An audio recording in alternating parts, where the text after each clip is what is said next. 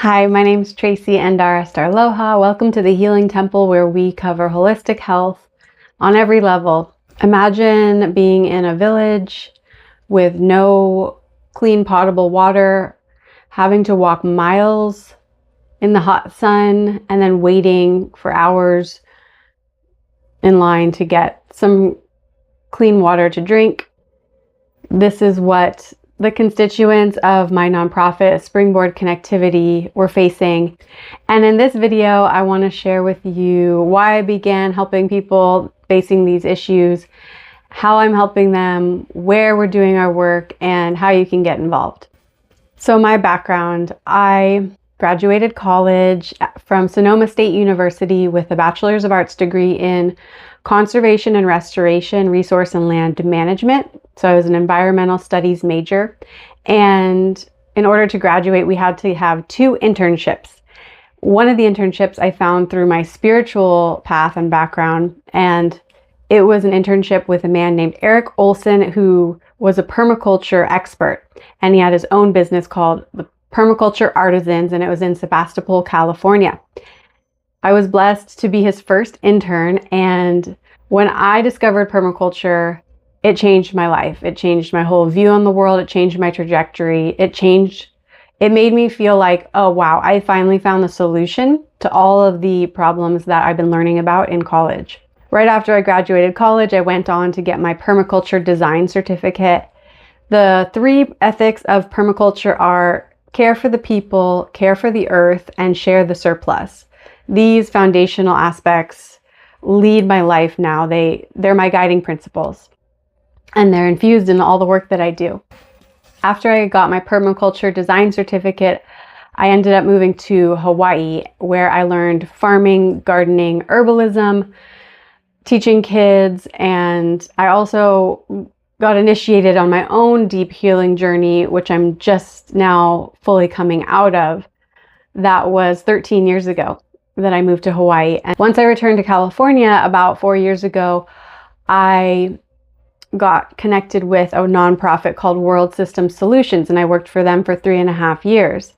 And their organization was a nonprofit that wanted everyone in the world to come together using conscious collaboration to solve the climate crisis. It was an amazing effort and vision, and bless them and hope they're doing well.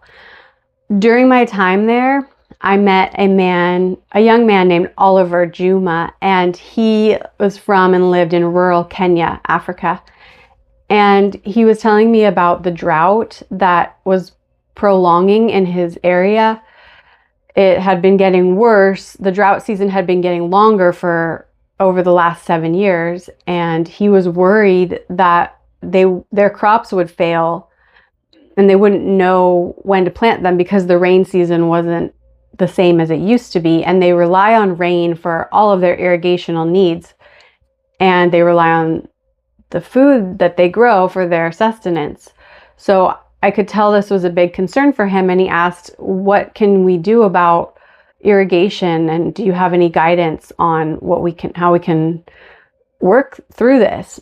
And I felt so called to help him, because my passion is food and water security, because water is life. And if you don't have a healthy access to water, you're not going to live. And that's survival, do or die circumstances. And I really felt called to help Oliver and his family and his village. Oliver is the eldest of 6 siblings, the eldest son of 6 siblings. His father died when he was 10, so leaving his mother and him and his siblings.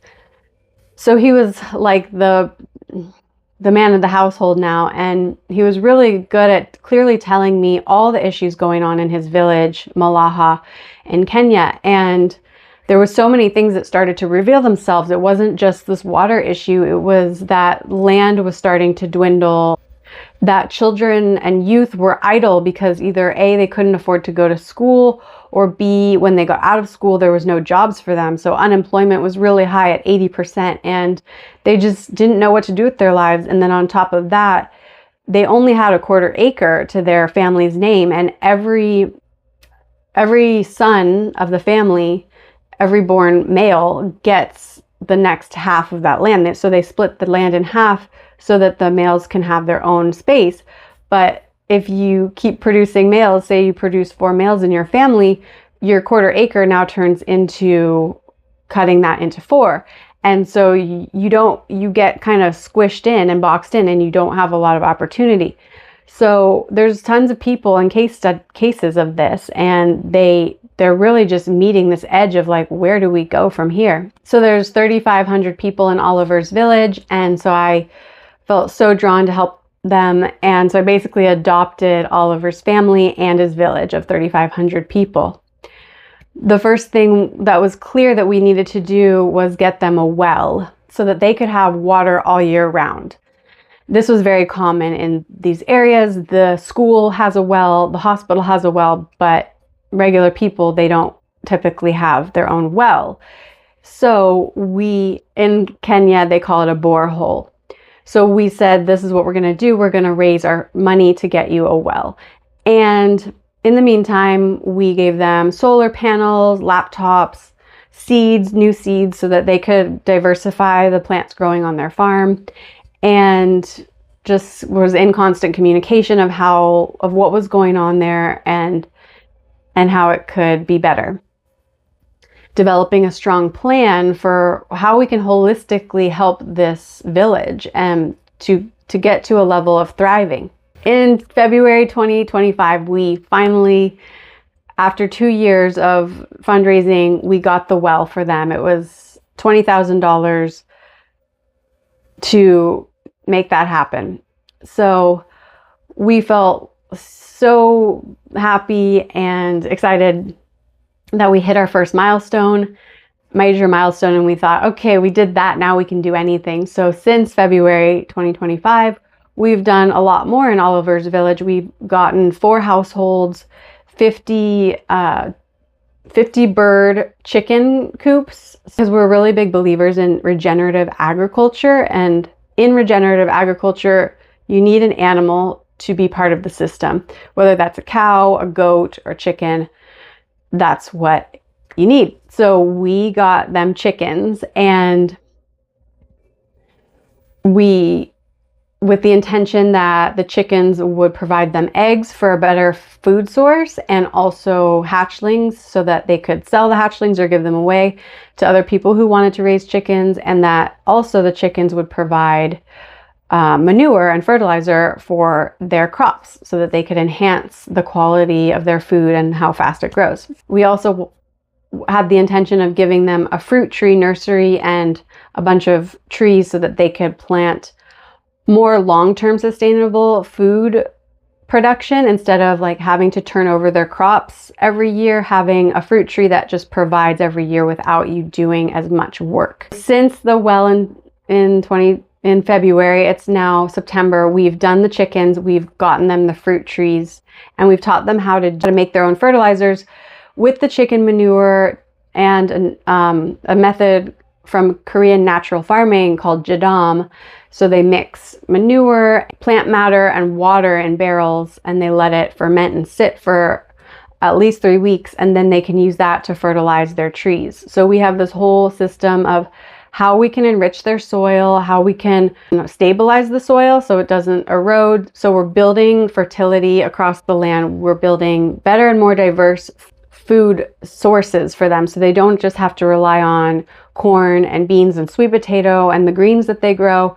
They can have fruit, they can have eggs, chicken, and enhance their greens with all the fertilizer we're giving them. So we're just really intending to create an oasis of lush life here in this rural village of Kenya, which has been degrading because of all the deforestation and just the lack of resources. Beyond what we've already done in Kenya, in that village of Oliver's village, we want to buy land and build an education center. So there's a free education center where any youth or adult can come and learn on the computer, learn these new farming techniques, have a food forest, and then anyone from across the world can come and be an educator there, give trainings, skill building, and And the computer hub would also be a virtual learning space where we can hire people from all over the world to give lectures and courses via technology. So the reason we're called Springboard Connectivity is so we can connect people across the world through the internet and help them learn and be involved in global mind space, the global solution space. And so that's why computers are a big part of what we do: Wi-Fi, electricity, solar panels. And we believe that these people need to be on the even playing field with people in the Western world, or people who have access to technology and who don't even think twice about it. We want these people to have the same access, the same knowledge and skills, so they can be part of the global community and have the same opportunities. And we really believe that the youth from these education centers will be so equipped with insights and education and skills that they can actually go anywhere in the world and launch into a program or a learning or a teaching of their choice. They're going to be so fit to be like global ambassadors of whatever venue or discipline they choose to learn about. We're gonna help them get into the world as an expert or a facilitator of those things. So we're solving the job crisis. We're solving for lack of education, food, and that's why this is a holistic model, and one we want to give to many villages all over Africa and other places in the world. While I was working at World System Solutions, I was on a team where we were working to transform the educational system. And during that time, I met a couple of educators who are in Uganda, two young men named Rogers and Muhindo. They are young, like in their early 20s, and they're coaches or mentors of 200 young children at a refugee camp in Uganda. And these people, I connected with them right away. I toured their school virtually. I met the children, and I just felt such a strong heart connection with these people that I knew I wanted to help them or adopt them as well. So I've been working with them for the past year and a half or so, and we meet weekly to see how we can progress their school and get them what they need. So the first thing we did for the school is got them a computer, laptop, so the coaches could help boost their education plans. And of course, that came with a Wi-Fi, monthly Wi-Fi, full unlimited Wi-Fi. And then once we finally got more funds and resources, it was requested that they have more food, because the children are coming to school hungry. Their parents are refugees. They don't have a lot of jobs or opportunities, so they don't even have enough money to buy food. So these children are hardly getting food, and it just broke my heart. My heart just opened, really wide, and I was like, wow, these kids need sustenance and to be able to come to school and learn instead of go to the streets and beg for food. So we started with the 1 cup of porridge program, and that is where it's just $50 a day to feed 200 students and their coaches 1 cup of porridge. And so we've been funding that 2 days a week only. So they've been really, really grateful and enjoying their porridge, and we get them eggs, maize porridge or corn porridge, and honey to sweeten it. And that's their breakfast meal 2 days a week. And we're always seeking donations to help amplify what we're doing. So it would be great if we could serve them breakfast 5 days a week. They would be so happy. But right now we're doing 2, and we hope to increase it to 3, 4, 5. And if you go to my Instagram or Springboard Connectivity's Instagram or TikTok, you can see the kids and their porridge, and you can see the big pot that we got them to make it in, and just how happy they are to have their 1 cup of porridge.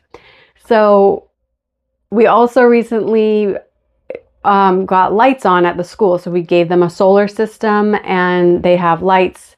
We gave them 6 fruit trees about some months ago, but they got stolen. And so what the coaches requested was security, more, and that means lights. So we did the solar panel and the whole light system. We are really proud of this work, even though it's small. It feels huge to us because we're making small steps towards big change in these places that, you know, they're working with very little. They're still happy and they're working, but it's very minimal resources. So the US aid actually was giving them stipends for food, very small resources for food, and they actually just cut that a few months ago. So it's really imperative that we get them food because they don't have access to it. They don't have jobs and they don't have access to food.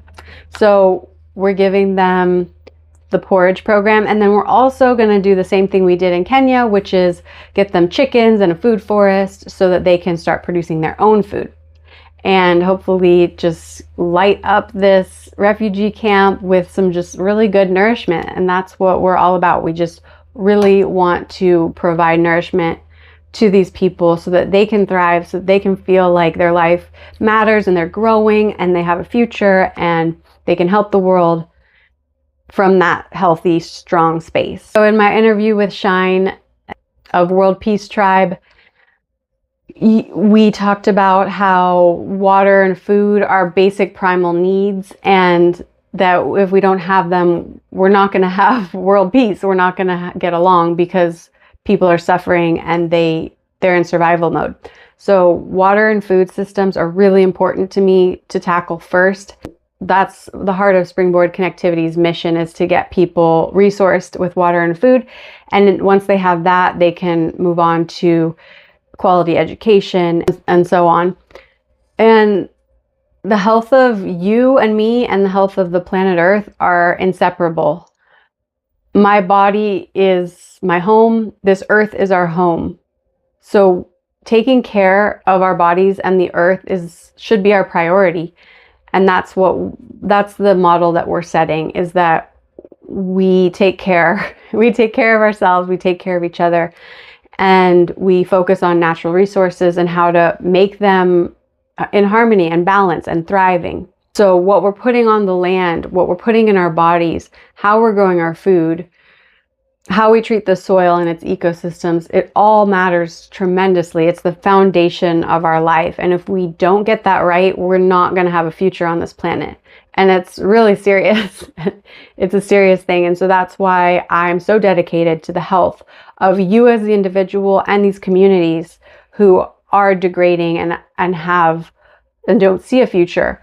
I'm saying, no, we can change this. We can turn this around. We have the resources. We just have to put them into the right place. So as a healing coach for individuals and communities, I offer support in many ways, learning about your emotional health, your nervous system health, your body health, how you move and what you eat. And this all matters. So feel free to reach out to me if you have any concerns or questions about your health or the health of your community, and let's make it better. So ways that you can help and support: you can donate to Springboard Connectivity. You know me, you know Oliver, you know Muhindo, you know Rogers. That's where the money's going right now. And once we expand more, it'll probably go to other places, which you'll know about because I'll be sending you emails about what we're doing. So if you want to go to the website, springboardconnectivity.org, you can get on our newsletter list and just be updated on what we're doing and just follow along with our activities. And feel free to check out all the free resources that we have. We're just ramping up, getting them all dialed in.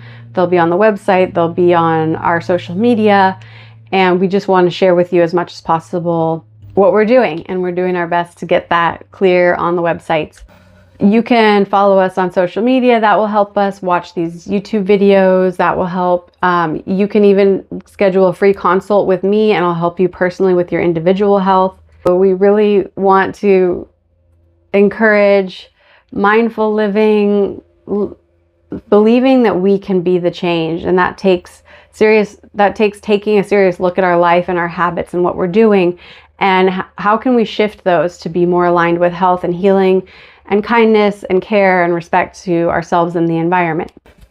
There's so much going on in the world, and there's so much pain and suffering, and we as individuals have the power to change that with our actions daily. And I really want you to know that you can make those shifts and consciously choose something new and different for your health and for the health of everyone around you. So if you feel stuck, if you feel in a rut, just find some way to give to somebody and you'll feel better, I promise. That's what I've felt with Springboard Connectivity. I felt just so much gratification with giving and changing lives, and the way, and just really feeling that appreciation and that wonder and awe from these people. Like, wow, somebody cares about us. Wow, we have something new we can look forward to and something to learn and grow with. And it's just really gratifying. So feel free to get involved with us. I'm sure if you have ideas or want to help even with, doing like work, like volunteer work, I'm sure we could set you up with that. And if all that sounds too much for you, all you need to do is just breathe, rest, take care of yourself, and know that you are loved and worthy just by existing. And just give yourself a big hug and say, I'm doing my best, and that's all I can do. So thank you so much for joining me and learning about my work, my soul's purpose and passion. I can help you find it if you need help finding your purpose and passion as well. And that's why I started this YouTube channel. I really wanted to just have another way to create income for my nonprofit, for Springboard Connectivity, so we can grow and keep giving as much as we want. So thank you for being part of this mission. I really appreciate it. I'm so excited to continue the journey, and come see us next week for another video. Thank you. Be well. Aloha.